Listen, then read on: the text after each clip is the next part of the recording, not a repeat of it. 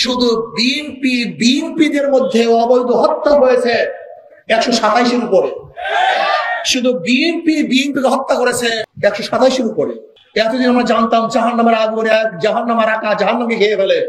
এখন আমরা কি দেখছি? এক বিএনপি আর এক বিএনপিকে খেয়ে ফেলছে। যাদের কাছে নিজেদের দলের মানুষ নিরাপদ নয়, তাদের কাছে বাংলাদেশের কোন নাগরিক নিরাপদ হতে পারে না। যারা নিজেরাই ঘোষণা দেয় যদি নির্বাচনের তারিখ ঘোষণা করো তো করো, আমরাই ঘোষণা করব। যারা নিজেরা আইন তুলে নেয়, তাদের মাধ্যমে এদেশে আইন নিরাপদ থাকতে পারে না। যারা মেয়র হওয়ার আগে সিটি ভবন দখল করে, তাদের কাছে বাংলাদেশের মানুষের জান মাল ইজ্জতের নিরাপত্তা থাকতে পারে না। আসসালামু আলাইকুম ওয়া রাহমাতুল্লাহ। সুপ্রিয় দর্শক, এবার সুষ্ঠু নির্বাচন হলে জামাতে ইসলামের কাছে হেরে যাবে বিএনপি। কিভাবে হেরে যাবে তার কয়েকটা কারণ আপনাদের বলছি। সেটা হচ্ছে যে বিএনপি ডিসেম্বরে নির্বাচন চাচ্ছিল, তার একটা কারণ ছিল যে জানুয়ারিতে নতুন ভোটার হবে। ধারণা করা হচ্ছে যে জানুয়ারিতে প্রায় 30 লক্ষ নতুন ভোটার হবে, সবাই জেনজি, এবং এই তরুণ প্রজন্ম তারা বিএনপিকে পছন্দ করে না। তারা সোশ্যাল মিডিয়ায় অ্যাক্টিভ। সোশ্যাল মিডিয়াতে আপনারা জানেন যে প্রত্যেক দিন 20 থেকে 30-50টার মতো নিউজ বের হয়। নিজেরা হত্যা হচ্ছে, চাঁদাবাজি করতেছে, ধর্ষণ করতেছে, এরকম নিউজের অভাব নেই। এবং এই তরুণ প্রজন্ম এই নিউজগুলো শেয়ার করতেছে এবং তারা বিএনপির চরিত্র সম্পর্কে জেনে যাচ্ছে। আর একটা কারণ হচ্ছে জামাতে ইসলামী বলেছে যে প্রবাসীদের ভোট যদি না নেওয়া হয় তাহলে আমরা নির্বাচনে যাব না। তো প্রবাসীদের ভোটও এবার নেওয়া হচ্ছে। আর আপনারা জানেন যে যারা প্রবাসে থাকে তারা অধিকাংশই জামাতে ইসলামীকে সাপোর্ট করে, জামাতে ইসলামীকে ভোট দেবে। তো এই দুইটা কারণে জামাতে ইসলামী এগিয়ে আছে। আবার গতকালকে চরমনাইয়ের পীর সাহেব মুফতি ফয়জুল করিম তিনি একটা তাদের সমাবেশে ভাষণ দিয়েছেন। সেখানে বিএনপির চরিত্র সম্পর্কে তুলে ধরেছেন যে বিএনপি নিজেরাই তাদের দলের নেতাকর্মীদের খুন করে। তাহলে তাদের কাছে দেশের মানুষ কিভাবে নিরাপদ হয়?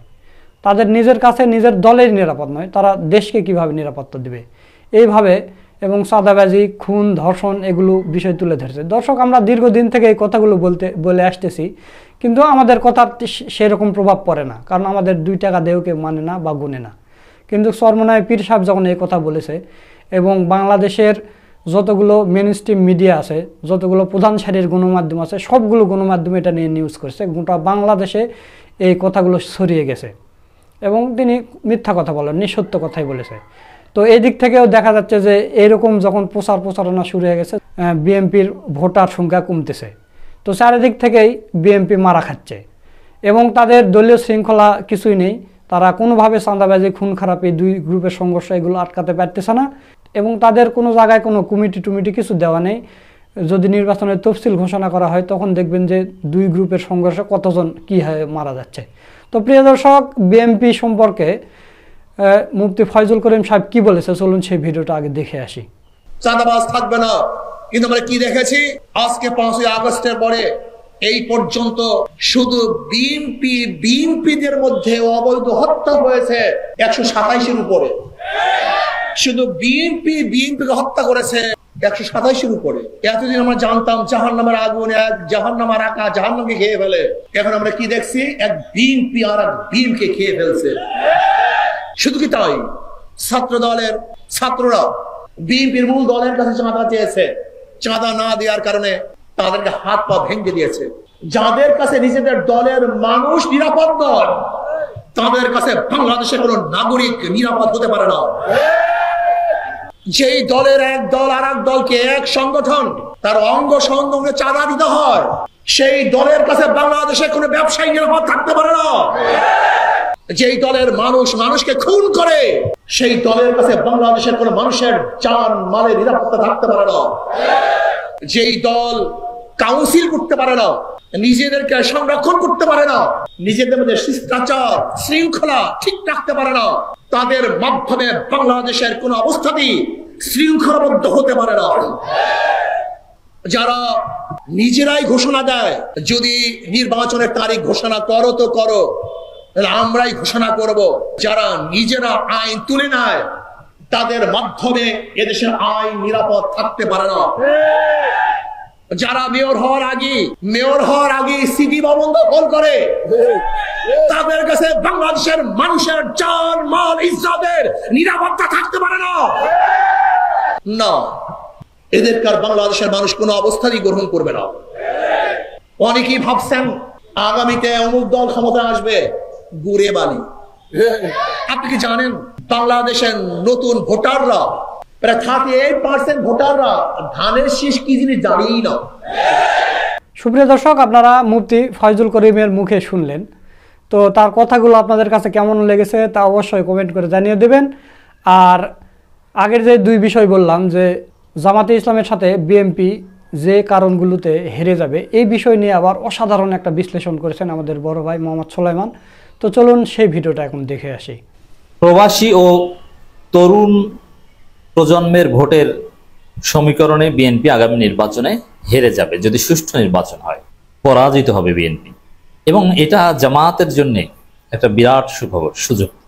আগামী নির্বাচন যদি সুষ্ঠু হয় বিএনপি জিততে পারবে না, বিএনপি সে ভোট না। এটা দেখবেন, এই যে ডাকসু নির্বাচন সহ ছাত্র সংসদ নির্বাচনের দামামা বেজে উঠেছে না, এরপর স্থানীয় সরকার নির্বাচন হবে। ওই যে বিএনপি যতই বলুক ফেব্রুয়ারিতে যে নির্বাচনই হোক আর না হোক, ছাত্র সংসদ নির্বাচন এবং স্থানীয় সরকার নির্বাচন হবে, সেখানে বুঝবেন যে বিএনপির দৌড় কত দূর। বিএনপি হেরে যাবে, তাদের চাঁদাবাজির কারণে হেরে যাবে। আর চাঁদাবাজি যদি বন্ধ করে ভালো হয়ে যায় তারপরও হেরে যাবে। কিভাবে? তরুণরা এই পুরনো বন্দোবস্তের দল বিএনপিকে পছন্দ করে না। বিএনপি ডিসেম্বরে কেন নির্বাচন চেয়েছিল? এর দুইটা কারণের একটা কারণ হচ্ছে জানুয়ারিতে লক্ষ লক্ষ জেনজি ভোটার হবে, যাদের বয়স 18 বছর পূর্ণ হবে। ডিসেম্বরে হলে তারা ভোট দিতে পারতো না, এখন ফেব্রুয়ারিতে তারা ভোট দিতে পারবে। জাস্ট 1 মাসের ব্যবধানে তারা ভোটার হবে। এখন এই যে সাপোজ 30 লক্ষ জেনজি ভোটার, যারা হয়তো ফলাফল নির্ধারণে ভূমিকা রাখবে, এই 30 লক্ষ জেনজি ভোটার, এদের মধ্যে 1 লক্ষ বিএনপিকে ভোট দেবে না। এর মানে 30 লক্ষই বিএনপি বিরোধী, হয়তো বা 5,000 10,000 পেতে পারে। এই জেনজিরা এইসব বিএনপি পছন্দ করে না। এইটা বিএনপির পরাজয়ের একটা কারণ হবে। এই জন্যই বিএনপি চেয়েছিল এই ঝামেলায় পড়ার আগে ডিসেম্বর নির্বাচনটা হয়ে যাক, ওই জেনজি নিয়ে ঝামেলায় না পড়ি। আর প্রবাসীরাও কিন্তু বিএনপি পছন্দ করে না, প্রবাসীরা পছন্দ করে জামাতকে। যেমন প্রবাসীদের উপর আধিপত্য আছে প্রবাসীরা নিয়ন্ত্রণে পিনাকি ভট্টাচার্যের, ইলিয়াসের। আর পিনাকি ইলিয়াস কি বিএনপিকে ভোট দিতে বলবেন? নেভার। প্রবাসী ভোটারও অনেক, প্রচুর। বাংলাদেশের প্রায় 1 কোটি প্লাস লোক বিদেশে আছে, তার মধ্যে কমপক্ষে 50-60 লাখ লোক ভোট দিবে। তাহলে আপনি চিন্তা করেন, জেনজি ভোটার এবং প্রবাসী ভোটার এগুলো মিলে 1 কোটি হয় প্রায়। এই 1 কোটি ভোটের ভোট প্রায় সবই বিএনপির বিপক্ষে চলে যায়। প্রবাসী ভোট কিছুটা পাবে বিএনপি, কিন্তু সেটা 10-15%ও না। তাহলে প্রায় 1 কোটি ভোট বিএনপির বিপক্ষে চলে যাচ্ছে। এই জন্য তরুণ প্রজন্ম ভোটার হোক এবং প্রবাসীরা ভোটাধিকার পাক, এই জায়গাটা কিন্তু বিএনপি সিরিয়াস না, চায় না। সরাসরি বলতে পারে না, কিন্তু এই প্রবাসীদের ভোটাধিকার বিষয়ে বিএনপির আপত্তি বা এটা নিয়ে সিরিয়াস না, এটা একসাথে করা যাবে না, এই জন্য এত সময় ক্ষেপণ করা যাবে না, এটা পরে করবে, নানান তালবাহানা। কিন্তু জামাত কিন্তু বসে নাই, নানান কাজ টাজ প্রয়োজন। এই জামাতে আইনজীবী শিশির মনির এটা নিয়ে আদালতেও যাচ্ছেন, প্রবাসীদের ভোটাধিকার নিশ্চিত করতে হবে। অ্যাপস আবিষ্কার করে নানান ভাবে ডিজিটাল প্রযুক্তি ব্যবহার করে প্রবাসীদের ভোটাধিকার নিশ্চিত করতে হবে।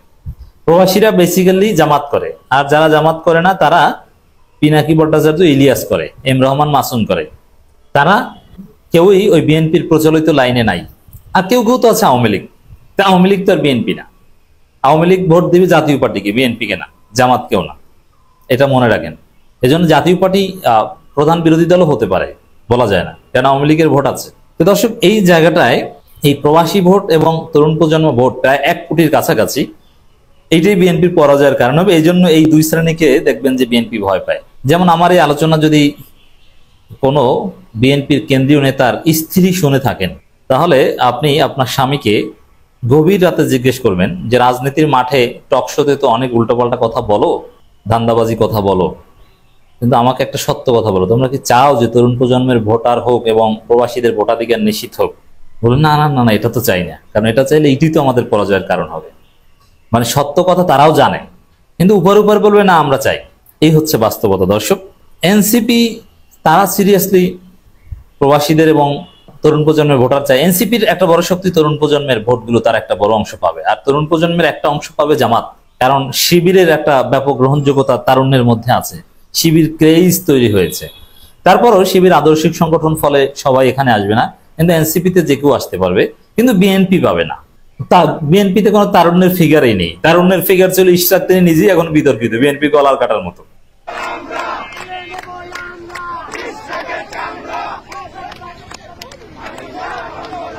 এটা বিএনপির পরাজয়ের কারণ হবে। দর্শক, এই বিষয়ে একটা বক্তব্য, নির্বাচনে প্রবাসীদের ভোট নিশ্চিত করতে হবে, সার্জিস আলম এই কথা বলেছেন।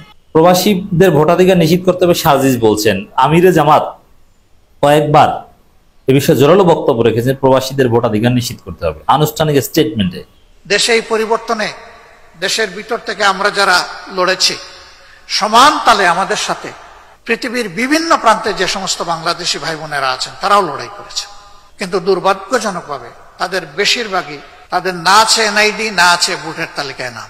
এই জন্য আমাদের অত্যন্ত বলিষ্ঠ, ন্যায্য, স্বচ্ছ, স্পষ্ট দাবি, বিদেশে অবস্থানরত প্রত্যেকটি বাংলাদেশিকে ভোটের অধিকার তাদেরকে দিতে হবে।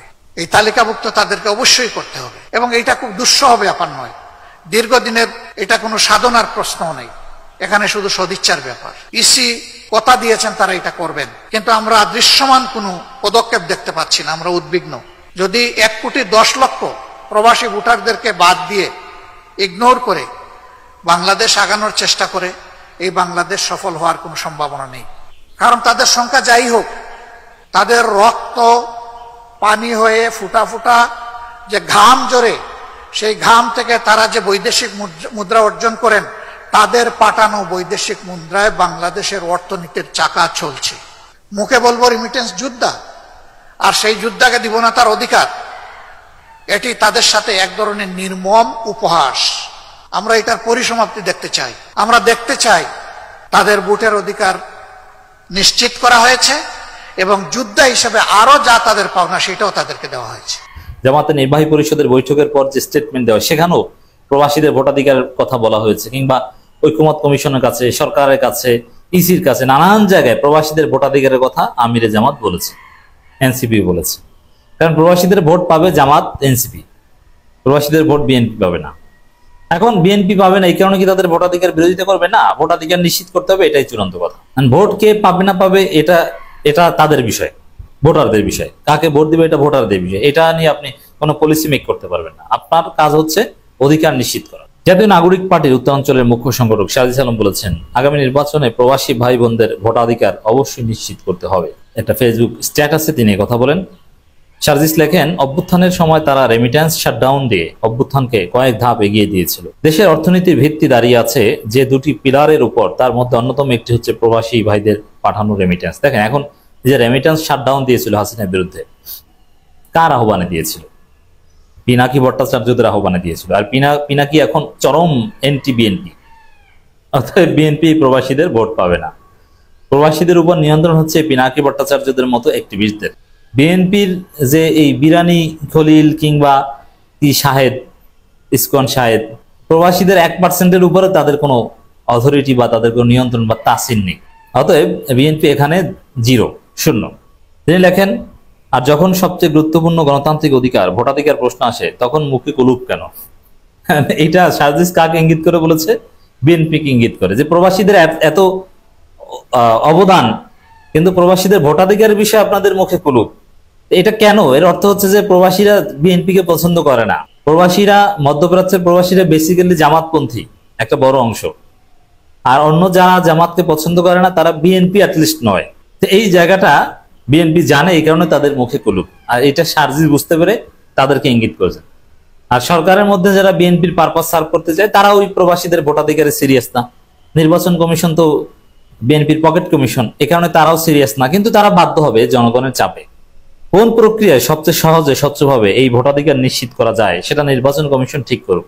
2026 সালে নির্বাচনে প্রবাসী ভাই বোনদের ভোটাধিকার অবশ্যই নিশ্চিত করতে হবে। এখন নির্বাচন কমিশন যেহেতু বিএনপি কমিশন, তারা চাইবে না, এজন্য জামাত বা আরো নানান পক্ষ এটা নিয়ে কাজ করছে, যাতে প্রবাসীদের ভোটাধিকার নিশ্চিত করা যায়, কোন পদ্ধতিতে করা যায়, এবং প্রবাসীদের ভোটাধিকার নিশ্চিত না করে যেন নির্বাচনই না হয়, এজন্য জামাতের লোকজন প্রয়োজনে আদালতে যাচ্ছে বা নানান কার্যক্রম চালাচ্ছে।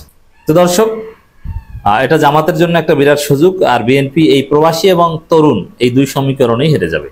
সুপ্রিয় দর্শক, আপনারা সোলাইমান ভাইয়ের ভিডিও সহ পুরো ভিডিওটা দেখলেন। তো আপনাদের কাছে কি মনে হয় যে আজকের ভিডিওতে যে বিষয়গুলো আলোচনা করা হয়েছে, তা আপনাদের কাছে কত পার্সেন্ট সত্য মনে হয় তা অবশ্যই কমেন্ট করে জানিয়ে দেবেন। আর ভিডিওটা ভালো লাগলে শেয়ার করবেন।